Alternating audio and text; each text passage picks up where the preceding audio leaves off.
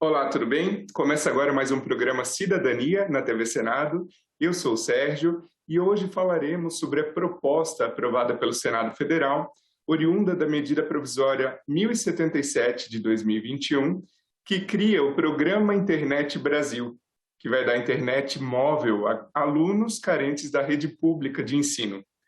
Para conversar com a gente sobre esse assunto, temos a participação de Alfredo Freitas, especialista em educação e tecnologia e diretor da Ambra University. Bem-vindo, Alfredo. Olá, Sérgio, é um prazer estar conversando com a TV Senado.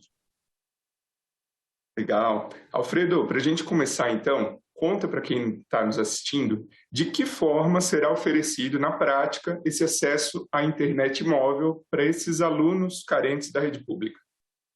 Bem, Sérgio, como nós vimos nos últimos 2 anos, nós tivemos uma inversão na lógica da educação com a tecnologia, ou seja, a escola foi até a casa do aluno. E muitos alunos, especialmente aqueles mais pobres, vamos falar assim, aqueles 20, 30% mais pobres, eles não possuem equipamento e não possuem acesso à internet.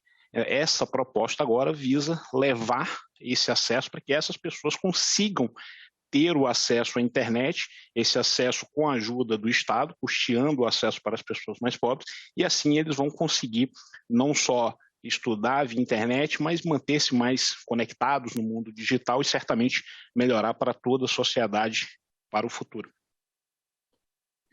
Então, a gente sabe que muitas escolas públicas já dispõem de acesso à internet, e essa proposta vem ampliar esse acesso, concedendo internet móvel ao aluno. Mas qual é o critério para concessão disso? Para conceder um chip ou um dispositivo móvel para o aluno poder ter acesso? Ou até mesmo somente o plano de dados? Qual que é o critério para definir o que será oferecido para cada pessoa? O critério vai ser as famílias já inscritas no cadastro único do governo federal. Então, são famílias que possuem baixa renda e precisam de um suporte e já contam com algum tipo de ajuda do Estado e vão ter também essa ampliação dessa ajuda com acesso à internet. E, Alfredo, sempre que a gente cria, né, um gasto público, o cidadão que está nos assistindo, a população em geral, fica com a preocupação, né, de onde vai sair esse recurso para mais esse gasto, né, mais esse gasto público. Quais são as fontes do orçamento público para essa despesa, para esse gasto, e qual que é o impacto previsto no orçamento público para alcançar o objetivo dessa proposta legislativa? Bem, estão previstos 3,5 bilhões que vão ser repassados para estados e para o Distrito Federal, é um valor considerável. O Estado brasileiro ele tem muito recurso, então acaba que um valor de, vamos pensar assim, 3,5 bilhões é muito dinheiro, mas vamos olhar por um outro lado, isso está significando R$ 1 a cada R$ 1.000 de despesa que o poder público já coloca. Então, penso que se você tem uma renda, vamos pensar assim, de R$ 1.000, você colocar R$ 1 para melhorar esse valor para as pessoas que possuem baixa renda e não conseguem ter acesso à internet, seria uma política pública super interessante e que faz muito sentido na realidade do Brasil hoje. E, Alfredo, foi publicado na mídia, né, que os recursos para esse programa não são obrigatórios. Eles vão depender de disponibilidade orçamentária à época, né, da realização da despesa. Portanto, não teria um compromisso com o cumprimento com os recursos para esse programa. Aí eu te pergunto, na sua visão, você considera que haverá o cumprimento, né, desse objetivo da MP, da proposta legislativa, ou é capaz essa questão ficar no papel, né, ainda que parcialmente, por não ter essa vinculação, essa obrigação com o uso dos recursos? Bem, Sérgio, algumas das boas políticas públicas brasileiras, infelizmente, elas acabam não tendo a sua previsão teórica bem executada ou executada na íntegra. Essa é uma política que eu considero muito interessante porque ela tem um valor de 3,5 bilhões, mas é um valor que o Brasil gasta 3,5 bilhões com várias outras coisas ao longo do ano, e eu penso que esse valor é um valor muito bem empregado. Então, obviamente, quando a gente vai falar de políticas públicas, a gente tem sempre que fazer escolhas, ou seja, eu posso escolher alocar o recurso para fazer uma ação ou para outra ação. Então, não tem como atender todos os interesses de todas as pessoas, de todos os municípios, de todos os estados. Eu penso que, enquanto sociedade, nós devemos trabalhar para que esse valor de fato seja aplicado, para que ele gere um benefício para essas famílias, que são famílias de baixa renda, e elas consigam se integrar e consigam ter o acesso à internet, que vai beneficiar especialmente as crianças, e isso vai ser uma boa forma. Se a sociedade cobrar do poder público, cobrar dos políticos, tenho certeza que o dinheiro vai ser aplicado. Se a sociedade não cobrar, aí sim a gente pode ter uma situação onde isso não vai ser de fato alocado para essa política pública. Ok, e aí pensando agora em quem está nos assistindo, pais, alunos, que se interessaram por esse assunto, por requerer essa internet. Afinal, a MP, a medida provisória, quando ela é publicada, ela já passa a ter validade, né? Então, tendo em vista que já está valendo isso, o que a pessoa interessada tem que fazer para requerer esse acesso à internet móvel? Bem, ela deve começar no seu local da prefeitura, no mesmo local onde ela faz o cadastro único, para ter acesso aos benefícios que ela tem do governo no Brasil, o governo federal. Esses benefícios são realizados por cadastro único, então tem toda a parte de política do SUAS. Então, dirige-se a esse local e busque informações junto à sua cidade, às pessoas da sua cidade, e essas pessoas vão tentar lhe ajudar na prática como você vai ter esse benefício do governo. E, Alfredo, como esse projeto teve algumas alterações na Câmara dos Deputados, quando passou por lá, agora, tendo sido aprovado pelo Senado, vai para a sanção presidencial. Você, como tem conhecimento do assunto, desse projeto, você acha que quais as chances de se manterem essas alterações, se manter o projeto como ele se encontra agora e ser sancionado pelo nosso presidente da República? Bem, é sempre difícil a gente fazer um exercício de futurologia do ponto de vista político, né? Eu espero que a presidência da República sancione isso, exatamente porque algumas mudanças foram mais para adicionar comunidades indígenas, quilombolas, enfim, acho super justo. Então não há grandes mudanças complexas que vão desvirtuar a intenção da MP, mas eu penso que vai ser sancionado. Esse é o que eu acredito que vai ocorrer. Muito bem. Alfredo, na proposta encontra-se lá uma previsão de dispensa de licitação para contratação pelo Ministério das Comunicações na prestação de serviços logísticos de entrega e distribuição desses chips, desses dispositivos ou quaisquer necessidade de entrega e distribuição logística disso. E aí eu te pergunto, qual a necessidade dessa parte ter dispensa de licitação e qual é o risco envolvido nisso para fins de proteção do recurso público mesmo? Bem, a necessidade, vamos falar assim, seria uma agilidade na contratação. No entanto, a gente tem sempre o risco de acabar fazendo uma escolha errada, uma escolha que custe muito mais para a sociedade, custe muito mais para o Estado, e o Estado possa fazer algo que escolha de uma forma que esse custo não seja o ideal, e aí nós temos uma decisão ruim que vai prejudicar toda a sociedade.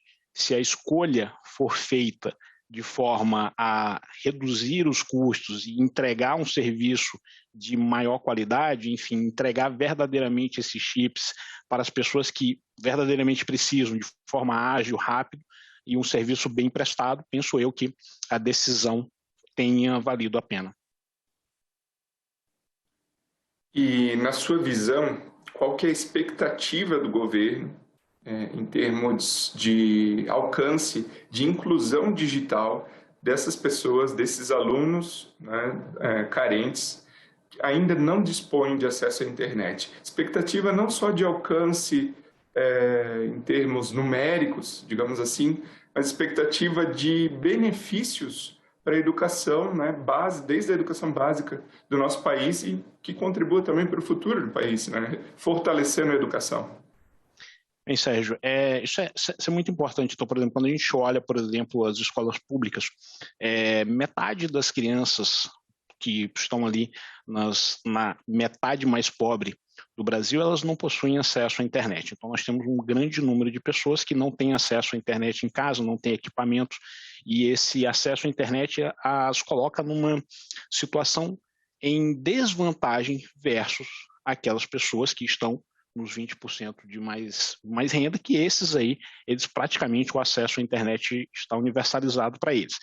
Um tipo de política pública como essa, ela vai ajudar essas pessoas que estão fora do mundo digital a entrarem no mundo digital. Com isso, nós vamos ter que esses estudantes, essas crianças, elas vão passar a ser crianças mais preparadas, assim como são as crianças ali da classe social média e média alta e rica. Então, nós vamos ampliar as chances dessas crianças no futuro se tornarem profissionais adultos mais produtivos e que contribuam mais com a sociedade e consigam ali, vamos dizer assim, sustentar sua família, ter um emprego melhor, conseguir um emprego digno e que passem até a depender menos de benefícios do Estado no futuro.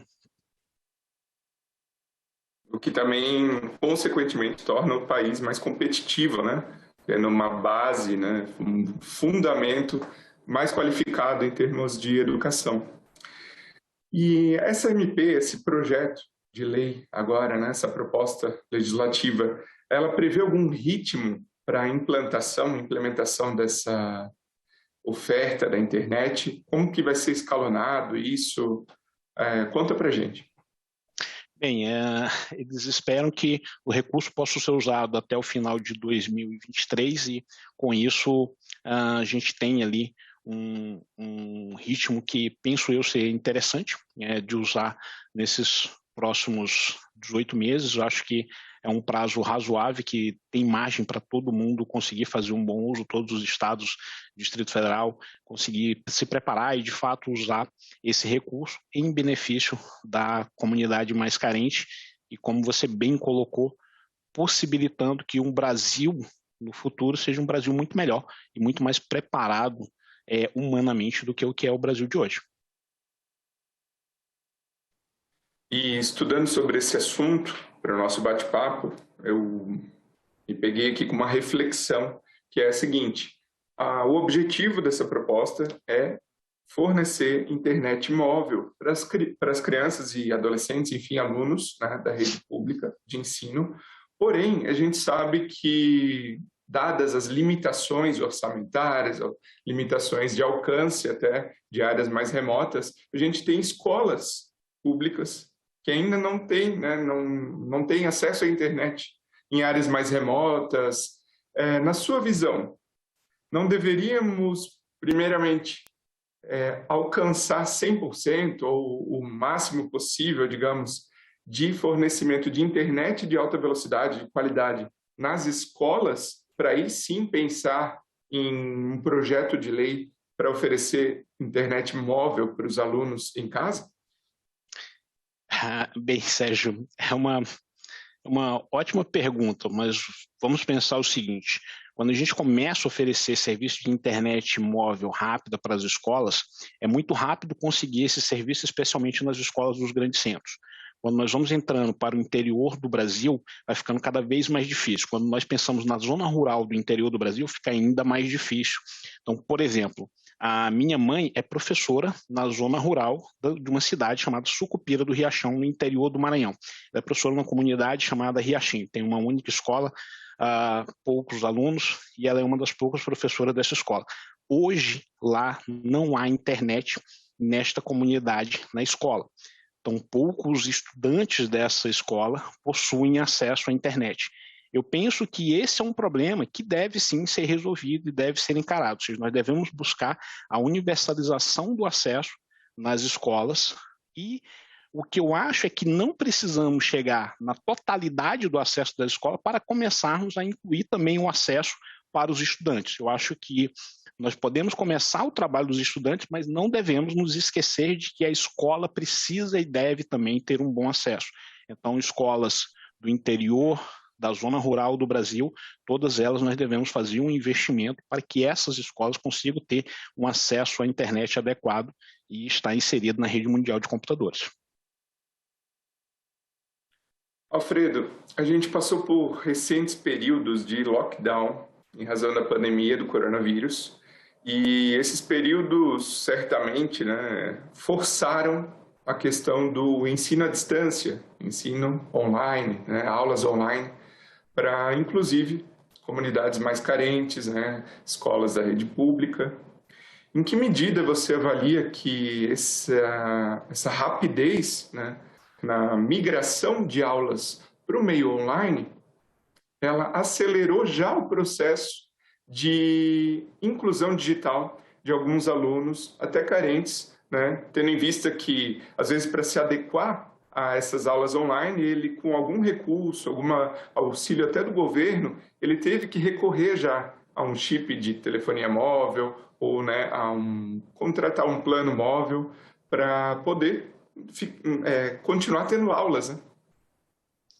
Bem, Sérgio, eu trabalho numa instituição na Ambra University que há mais de 10 anos a gente oferece ensino integralmente via internet. Então, em 2010, nós já tínhamos um ensino que é muito parecido com o que as pessoas viram ao longo desses 2 anos e pouco de pandemia, ou seja, um ensino com aulas ao vivo, o professor conectado com o aluno usando ferramentas digital via internet. E o que eu percebo é que o processo de aprendizado total, ele é um processo custoso. O aprendizado para o professor, para a instituição de ensino, para o estudante, para toda a comunidade educacional, ela precisa aprender a bem usar a internet, porque se nós não soubermos fazer um bom uso, ou seja, se a instituição não tiver uma estrutura metodológica clara, boa e adequada, o ensino não funciona. Se o professor não for bem treinado, não tiver motivado, o ensino não funciona. Se o aluno não estiver disciplinado, orientado e com acompanhamento, o ensino não funciona. Então nós temos ali 3 atores, instituição, corpo docente e estudantes, que precisam estar juntos empenhados para a qualidade do ensino. A dificuldade de fazer isso rapidamente, como você colocou, é uma dificuldade muito grande. Várias instituições conseguiram fazer um bom trabalho, elas buscaram consultoria, trouxeram conhecimento externo, aprenderam isso de forma ágil e conseguiram implementar. A maioria das instituições que fez isso com sucesso são instituições ali que têm uma mensalidade mais alta, instituições que têm mais recursos, instituições particulares que conseguem ter mais agilidade. As instituições de ensino e as escolas públicas, elas sofreram muito nesse processo. E com isso sofreram também os estudantes. Então, é possível nós termos um ensino via internet de excelência? É possível. No entanto, demanda de uma série de investimentos não só financeiros, humanos, tecnológicos, e esses investimentos eles são complexos de serem realizados no curto prazo. Ainda nesse tema, né, da migração de aulas para o online, para o esquema de ensino à distância, você estava comentando agora, né, sobre a dificuldade, complexidade, mas na sua visão, você avalia que com o retorno das aulas presenciais, pode-se aproveitar, né, os ganhos, a experiência desse momento de aulas online para um regime mais híbrido, um regime mais parcialmente, né, online? O que você avalia a respeito disso? Eu acho que deve se aproveitar. Nós tivemos, por exemplo, que a gente percebe, vamos olhar sempre para as melhores instituições, aquelas que têm mais investimento e que buscam a qualidade de ensino. O que a gente percebe é que muitas dessas instituições, elas gostaram do mundo tecnológico. Elas tinham ali uma ignorância, não faziam investimento, talvez por um preconceito da sua direção, foram forçadas a fazê-lo e perceberam, olha, tem algo aqui que é muito interessante. E essas instituições de ensino superior no mundo inteiro, e instituições de ensino fundamental e médio também no mundo inteiro de elite, elas estão hoje voltando um momento presencial com soluções tecnológicas. Então, as instituições estão invertendo, por exemplo, projetos de sala de aula invertida, que poucas usavam, agora estão usando, fazendo um uso tecnológico muito grande, um acompanhamento do professor do que o aluno está estudando no equipamento ou no ambiente virtual da internet na casa dele. O professor consegue ter essa visão, essa clareza. Isso traz um valor muito grande para a escola e especialmente para o aprendizado. Então, o ensino e toda a parte tecnológica, ele vai ser o grande diferencial em qual instituição faz um bom uso dele, seja a instituição mesmo que presencial, ou instituições que não fazem uso dele. Eu, por exemplo, estudei uma instituição no Canadá, num curso em 2017 e 2018, e era integralmente presencial, uma pós-graduação. E lá a gente fazia já um uso de recursos tecnológicos. Os professores nos acompanhavam usando os recursos tecnológicos, mas o curso era presencial. Sim, você falou que muitas instituições gostaram da experiência do online, né? E você, como é diretor de educação na universidade que você trabalha, você deve ter contato com alunos também. E o que você teve de informação da parte dos alunos? A maioria, né, a grande massa de alunos, gostaram, querem que fique um pouquinho mais no online, ou estão ávidos aí, estão querendo muito essa volta para o presencial e preferem o presencial? Bem, Sérgio, nós temos todas as respostas possíveis e depende muito do estilo que a instituição fez. Então, por exemplo, eu estava conversando com alguns coordenadores de cursos de pós-graduação no Brasil e o que muitos deles relataram foi que os estudantes falaram: nossa, podemos ficar com o curso via internet porque ficou muito melhor para mim, muito mais organizado, muito mais claro via internet do que presencial. Outras instituições que não conseguiram criar um método de ensino, não conseguiram estruturar um processo, essas instituições, elas não souberam fazer as coisas de forma clara e organizada. Com isso, cada professor criou ali a sua instituição de ensino. E ali nós temos um processo que não funcionou bem. Então, os estudantes dessas instituições que não realizaram uma organização a nível da instituição de ensino, esses não gostaram do modelo. Aqueles que usaram a internet para elevar a qualidade do ensino e para tornar mais clara a comunicação entre professor e aluno, esses estudantes gostaram muito. Então, a pesquisa do MIT, que foi realizada com estudantes que estudaram presencial e via internet no mesmo curso no nível superior, e 83% deles relataram que aprenderam o mesmo nível ou mais no ensino via internet e apenas 17% deles relataram que aprenderam mais no presencial. No entanto, essa pesquisa foi feita com instituições em turmas de menos de 30 alunos por turma, ou seja, o professor tem tempo para acompanhar os estudantes. Essa é a essência do ensino, presencial ou via internet. O professor ele tem um tempo adequado para acompanhar e orientar e avaliar e dar um feedback para cada estudante? Se sim, nós temos boas chances de ter um ensino de qualidade. E voltando mais para as regras dessa proposta que autoriza a internet móvel aos alunos, eu te pergunto, a previsão de oferta de pacote de dados, chip, né, dependendo do caso. E é inegável que hoje a internet a gente tem muita distração, né? A gente acaba vendo uma rede social, um site XYZ de entretenimento. Como que vai ser o controle disso? Eu não digo nem de mau uso, mas de um uso que ultrapassa, né, a questão do ensino, da educação, para sites quaisquer de entretenimento, sei lá, cinema, esporte, do aluno, porque eu imagino que os pacotes de dados têm os seus limites de dados, né? Existe alguma previsão para restringir sites e aplicativos de educação, ou vai ser o controle do próprio aluno em relação ao limite de dados? Sérgio, essa é uma pergunta super complexa, porque vamos pensar assim, eu limito o acesso ao YouTube, certo? No YouTube eu tenho bons vídeos educacionais e eu tenho vídeos que não são educacionais.